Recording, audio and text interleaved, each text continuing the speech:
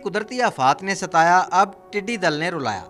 मगर टिड्डी दल के खिलाफ कोई हथियार काम न आया। साबका दौरे हुकूमत ने ज़रई शोबे में ड्रोन टेक्नोलॉजी के इस्तेमाल की मशरूत इजाज़त दी, मगर सिक्योरिटी खदशात के पेश नज़र मनसूबा पाया तकमील तक ना पहुँच सका। अगर शादी ब्याह, नाच गाने और सियासी जलसे जुलूस में ड्रोन इस्तेमाल हो सकता है तो किसानों की मदद के लिए क्यों नहीं। अगर हमारे पास ड्रोन टेक्नोलॉजी हो तो इनकी सर्वेलेंस बेहतरीन अंदाज में हो सकती है। ड्रोन के साथ बासानी हम स्प्रे जो है बहुत ऊंचे ऊंचे दरख्तों पर भी कर सकते हैं। टिड्डी दल के फैले हुए झुंड पंजाब और जनूबी पंजाब के मुख्तलिफ इलाकों में तबाही मचा रहे हैं, मगर इसकी बाकायदा मॉनिटरिंग और सर्विलेंस के लिए महकमा ज़राअत के पास वसाइल ना काफ़ी हैं। टिड्डी दल आई है, कपास सारी खा गई है, नुकसान कर गई है और रात को ऊंचे ऊंचे दरख्तों पर स्टे करती है।